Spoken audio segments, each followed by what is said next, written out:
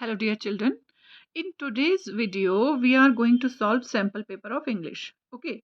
And in this video I will be using bilingual language क्योंकि मैं चाहती हूँ कि आपको जो पैसेज है अनसीन वो अच्छे से समझ आ जाए ताकि आप उसके बाद जो क्वेश्चंस दिए हैं उनको इजीली कर पाओ। क्योंकि जो पहले जो पैटर्न था सीबीएसई का जो कॉम्प्रिहेंशन पैसेजेस आते थे उनके क्वेश्चंस बहुत इजी होते थे। बट नाउ जो क्वेश्चंस हैं अब वो क्रिटिकल थिंकिंग और एनालिटिकल थिंकिंग बेस्ड कर दी हैं सीबीएसई ने, जिसके लिए पहले आपको पैसेज को अच्छे से समझना जरूरी है। So here you will have two types of passage. One will be discursive and another will be case based. Okay. So discursive means where you find a description of a certain topic. तो पहले हम आज की class में वही discursive passage को solve करेंगे। 10 marks का आता है आपका। और यहाँ पे जो टॉपिक है ये पोइट्री के बारे में है कि as a high school student आप पोइट्री को किस तरह से लेते हैं। So let's begin. As a high school student, studying poetry can be a roller coaster ride. Now, roller coaster ride is an idiomatic expression here. एक उस तरह के लैंग्वेज में यूज हुआ है जैसे इडियम्स होते हैं, ठीक है। तो इसका मतलब है कि एक ऐसी सिचुएशन जब हम खुश भी होते हैं और दुखी भी होते हैं। Means there are ups and downs. Okay. जैसे रोलर कोस्टर में बैठ के जब वो धीरे धीरे आप राइड लेते हैं तो बहुत खुश होते हैं, लेकिन थोड़ा सा कुछ स्पीड बढ़ गई या कुछ हो गई तो थोड़ा परेशान हो जाते हैं। तो इसी तरह से पोइट्री भी यहाँ पे जब आपको समझ आ जाती है तो आप बहुत खुश होते हैं, नहीं समझ आती है तो डिसअपॉइंटेड हो जाते हैं। ठीक है। Now the further, the author says this journey is punctuated by moments of profound appreciation for simpler pieces and intermittent frustrations with more complex works. Now this journey means journey of understanding the poetry is punctuated. Now here punctuated means occurs. Generally punctuate का मतलब होता है punctuation marks का use करना sentence में, but यहाँ पे है अकर और हैपन। मतलब ये जर्नी कहाँ से शुरू होती है, उन मोमेंट से जब हम बहुत ज़्यादा प्रोफाउंड मीन्स ग्रेट और डीप हमारा अप्रिशिएशन होता है सिंपलर पीसेस के लिए। जो सिंपल पोएम्स होती हैं उनको तो हम बहुत अच्छे से अप्रिशिएट करते हैं। And intermittent frustrations. Intermittent means strange, unusual. Unusual frustrations भी, इरिटेशन भी हमको आता है जब हम कॉम्प्लेक्स वर्क्स को पढ़ने की कोशिश करते हैं। यानी कि कुछ पोएम्स ऐसी होती हैं जो कॉम्प्लेक्स होती हैं, हमें जल्दी से समझ नहीं आती हैं। Let's be real here, some poems are just plain confusing and no amount of rereading seems to help decipher the intended meaning. It means यहाँ पे ऑथर कह रहे हैं कि चलो एक रियलिटी में चलते हैं कि जो कुछ पोएम्स होती हैं वो बहुत ज़्यादा प्लेन कंफ्यूजिंग, बहुत ज़्यादा कंफ्यूजिंग होती हैं and no amount of rereading seems to help decipher. Decipher means understand. और कितना ही तुम उनको री रीड कर लो, बार बार पढ़ लो, वो तब भी तुम्हें समझ नहीं आती हैं। द इंटेंडेड मीनिंग मतलब जो रियल मीनिंग है उसकी वो समझ नहीं आ पाती हमको। The puzzlement that results from such instances can be both vexing and demotivating.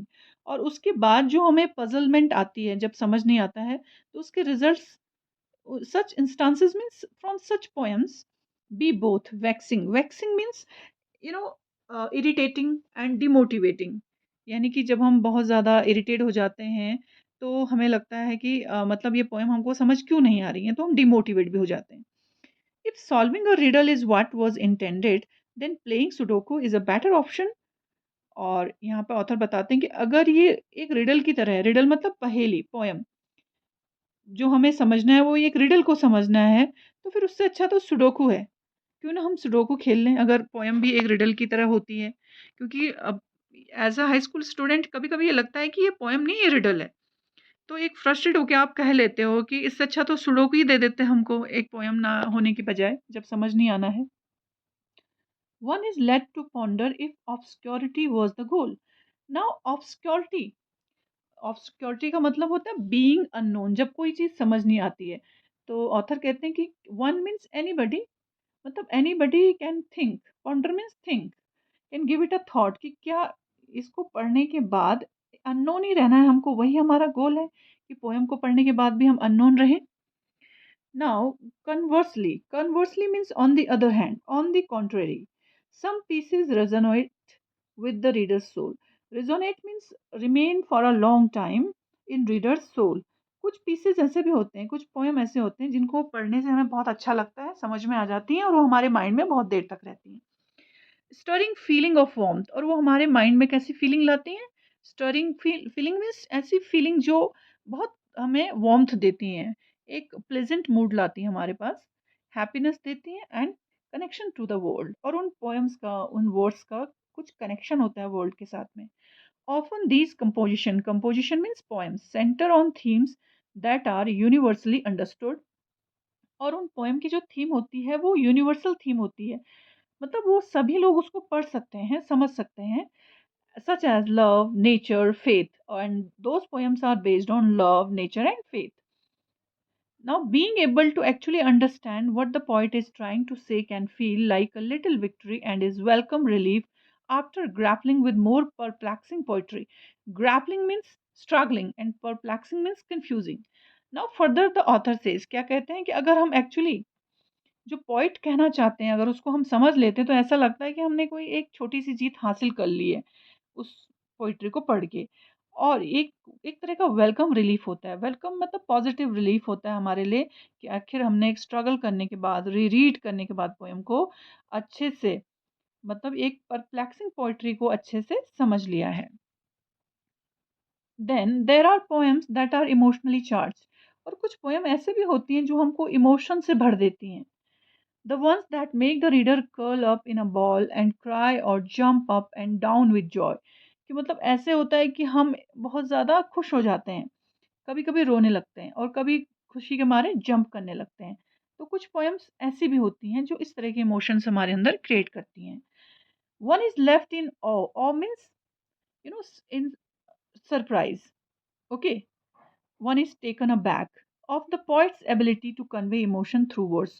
और कोई भी इतना खुश हो जाता है, इतना सरप्राइज हो जाता है कि पोइट्स की जो एबिलिटी है कि किस तरह से पोएट अपने वर्ड्स के थ्रू इमोशंस को कन्वे कर सकते हैं। Let's not forget the downright weird poems. Downright weird means complete strange poem. फिर फर्दर जो ऑथर है वो कह रहे हैं कि हमें ये भी नहीं भूलना है कि कुछ कुछ पोएम तो इतनी वियर्ड होती हैं कि these are the ones that defy categorization and leave the reader to their own devices in attempting to interpret meaning। Interpret means explain and understood the meaning, describe the meaning। यानी कि कुछ poem इतनी weird होती हैं कि उनको समझने के लिए वो इस कैटेगरी में आती ही नहीं है। डिफाई मीन्स रिजेक्ट, कैटेगराइजेशन मतलब अच्छी पोएम नहीं होती हैं, उनकी कैटेगरी में नहीं आती हैं और रीडर को खुद से स्ट्रगल करना पड़ता है, ओन डिवाइसेस मतलब ओन मेथड से समझना होता है उसको। और the author's use of figurative language ना, ये फिगरेटिव लैंग्वेज पोएम में अक्सर यूज होती है।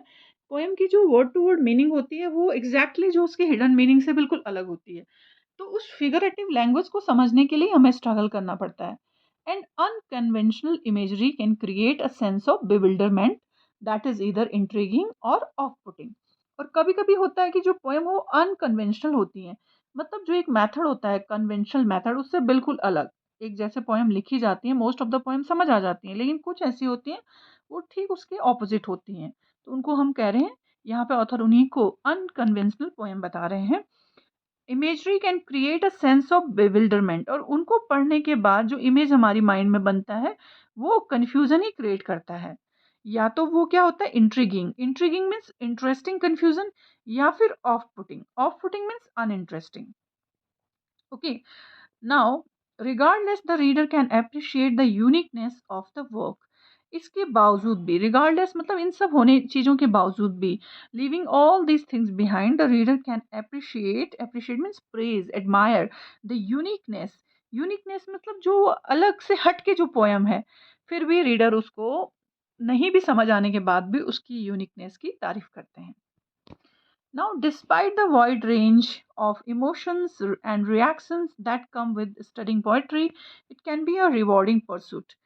Wide range of emotions means poetry पढ़ने के बाद हमें बहुत सारे emotions मिलते हैं, reaction भी हम देते हैं, और वो सबसे ज़्यादा क्या होते हैं, रिवॉर्डिंग परसूट होते हैं, यानी कि ऐसा लगता है कि हमने कुछ रिवॉर्ड जीत लिया है उन पोएम को पढ़ने के बाद।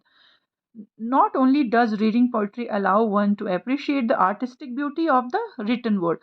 artistic beauty मतलब जो ब्यूटी, जिस तरह से वर्ड्स यूज किए जाते हैं पोइट के थ्रू, तो पोइट एक आर्ट का यूज करते हैं, इतने अच्छे अच्छे वर्ड पोएम में डालते हैं। तो मतलब एक जो पोइट्री पढ़ने वाला पर्सन है वो आर्टिस्टिक ब्यूटी को भी अप्रिशिएट करता है, और but also enables one to develop crucial critical thinking and analytical thinking। अब ये जो उन वर्ड को पढ़ने के बाद जो भी उसको पढ़ता है उसकी अपनी एक crucial critical thinking skills develop होते हैं। Crucial means important, and analytical thinking मतलब जो किसी भी चीज़ को एनालाइज करने की पावर बढ़ती है, क्रिटिकल थिंकिंग स्किल्स बढ़ते हैं ऐसी पोएम को पढ़ने के बाद। The process the process of unlocking a poem's meaning can feel like cracking a code or solving a puzzle, but the sense of accomplishment derived from mastering a challenging piece can be deeply gratifying. Now, further, the author says that कि ये process है जो किसी भी poem को unlock करने का मतलब समझने का, उसका मतलब ये होता है उस रीडर के लिए कि उसने कोई एक कोड है, उस कोड को समझ लिया, इंटरप्रेट कर लिया, उसको क्रैक कर लिया है और कोई पजल सॉल्व कर ली है। और उसके बाद जो सेंस ऑफ अकम्पलिशमेंट होता है यानी कि फुलफिलमेंट का सेंस एक उस रीडर को मिलता है जब वो उस पोएम को समझ लेता है from mastering a challenging piece. क्योंकि वो जो पोइट्री होती है एक चैलेंजिंग पीस होती है, उसको समझना तो उसके ऊपर मास्टरी हासिल कर लेते हैं आप लोग। मीन्स उसको पढ़ के रीडर एक मास्टरी ऐसे पीस को पढ़ने में महसूस करता है, और वो क्या होता है deeply gratifying. Gratifying means satisfying, और उसको यानी इस तरह का फीलिंग अपने आप में एक सेटिस्फेक्शन लेके आता है रीडर के लिए। Finally, impressing an English teacher with a well analyzed poem can be a source of pride and validation. Now, validation means correctness, validity, where we find validity. तो यहाँ पे ऑथर बता रहे हैं कि अगर आप as a high school student ऐसा कर लेते हैं, किसी मुश्किल पीस को पढ़ लेते हैं पोएम को, तो वो अपने इंग्लिश टीचर को इम्प्रेस करना के बराबर है कि आपने एक पोएम को बहुत ही अच्छे से एनालाइज कर लिया है। और a teacher, English teacher feels, an English teacher feels pride and validation in that, okay, in you. Now, overall, studying poetry is like a box of mixed chocolate. अब मिक्स्ड चॉकलेट का box किस तरह से, क्योंकि poetry में आपको नहीं पता कि वो पोएम सिंपल है, कॉम्प्लेक्स है, इमोशनल है, कैसी है। अगर सिंपल आ गई तो आपको बहुत अच्छी चॉकलेट मिल गई, कॉम्प्लेक्स है तो मतलब अच्छी चॉकलेट नहीं है। You never know what you are going to get, और आपको ये भी नहीं पता कि उस बॉक्स के अंदर आपको क्या मिलेगा, कौन सी मिलेगी, अच्छी वाली मिलेगी या खराब वाली मिलेगी। But whether it's complex, emotional, simple, or just downright weird. Downright means complete, weird means strange. There is always something to be gained from the experience. मतलब चाहे वो किसी भी तरह का पीस है, किसी भी तरह की पोएम है, कॉम्प्लेक्स है, इमोशनल है, सिंपल है, डाउनराइट वियर्ड है, वो आपको कुछ ना कुछ एक्सपीरियंस देके जाती है। So let's applaud. Applaud means appreciate all the poets out there for making us laugh, cry, scratch our heads, and occasionally feel like a genius. Further, the author says कि चलो कुछ भी है, हमें कुछ ना कुछ तो मिलता है उन पोएम्स को पढ़ के। तो उन पोइट को, जो जो भी पोइट्स इस तरह की पोएम लिखते हैं, उनको अप्रिशिएट करते हैं क्योंकि वो हमें हंसाते हैं, रुलाते हैं, और कभी कभी हम अपना हेड पकड़ के उसको स्क्रैच करते हैं जब बहुत ही कॉम्प्लेक्स पोएम होती है तो सोचने पे मजबूर हो जाते हैं। And occasionally feel like a genius, और कभी कभी हमें ऐसा लगता है कि जब हम ऐसे मुश्किल पीस को समझ लेते हैं, मुश्किल पोएम को समझ लेते हैं, तो we think that we are a genius. Okay, so dear students, it was the meaning of this comprehension passage.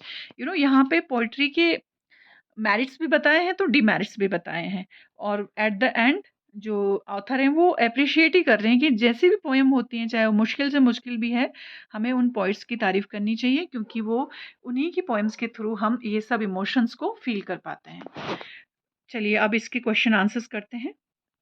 First one, which of the following statements best describe the author's attitude towards studying poetry. तो जो यहाँ पे author का attitude क्या है poetry के लिए वो बताना है। We have 4 options and we have to pick up the best one. Okay, A1 is finds poetry to be frustrating and meaningless endeavor। Okay, poets think frustrating and meaningless भी समझते हैं इसको, लेकिन उसके अलावा इसकी तारीफ भी करते हैं, तो ये तो नहीं हो सकता।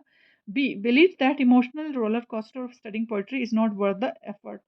ऐसा भी नहीं सोचते हैं कि कोई, वो ये कहते हैं कि कोई भी पोएम है उससे हमें कुछ ना कुछ एक्सपीरियंस मिलता है। C. Recognizes the challenges of studying poetry but also acknowledges the reward it offers. अब ये जो सी वाला ऑप्शन है इसमें देखो चैलेंजेस को भी वो बताते हैं कि चैलेंज तो होते हैं पोइट्री पढ़ने में, लेकिन ये भी एक्सेप्ट करते हैं कि इससे हमें रिवॉर्ड मिलता है। तो ये ऑप्शन जो सी है this is the answer, but हम डी भी देख लेते हैं। Feels that poetry is too obscure, obscure तो है, and abstract for the average person to appreciate, लेकिन इसके साथ साथ वो ये चीज़ें भी तो बता रहे हैं कि ये रिवॉर्डिंग होती है। तो हमें तो पोइट का जो ऑथर है उनका एटीट्यूड बताना है यहाँ पे। तो जो ऑथर है उनका एटीट्यूड कैसा है, ही recognizes the challenges of studying poetry और उसके साथ साथ उसके रिवॉर्ड को भी बताते हैं। दोनों चीज merits and demerits. So C option is the correct answer. Question number 2, what is the tone of the writer in the given lines from paragraph? Rationalize your response in about 40 words। अब हमने logical answer देना है logic के साथ में, ठीक है। तो पहले लाइन पढ़ लेते हैं। If solving a riddle is what was intended then playing sudoku is better option. One is left to ponder if obscurity was the goal. अब यहाँ पे जो टोन है, हमने टोन बतानी है ना राइटर की, तो जो टोन है वो है सैरकास्टिक, है ना। एक तरह का सरकिज्म का उन्होंने यहाँ पे यूज किया है कि अगर ये रिडल ही हमें सॉल्व करनी है तो इससे अच्छा तो हम सुडोकू ही सॉल्व कर लें, मतलब पोएम पढ़ने के बजाय हम सुडोकू ही कर लें। तो यहाँ पे हम लिखेंगे that the tone of the poet is, you will write here answer, the tone is sarcastic, okay, sarcastic. Now let's move on to next, third question. Complete the sentence appropriately. The author's use of vivid imagery in the paragraph, such as curl up in a ball, cry, and jump up and down with joy, greatly affects the readers. Because now what? Why he uses such words? And ये words जो है ना हमारे mind में imagery भी create करते हैं, तो और ये affects भी करते हैं reader को। क्यों affect करते हैं? Because of, here we get, emotionally charged. Okay, so the answer will be greatly affects the readers because we are emotionally charged through reading such poems. Okay, the answer will be that we are emotionally charged. Okay, now next one is fourth one. The passage includes some words that are opposite of each other. From the sets A and E below, identify two sets of antonyms. अब इनमें से हमने two sets of antonyms को recognize करना है, ठीक है।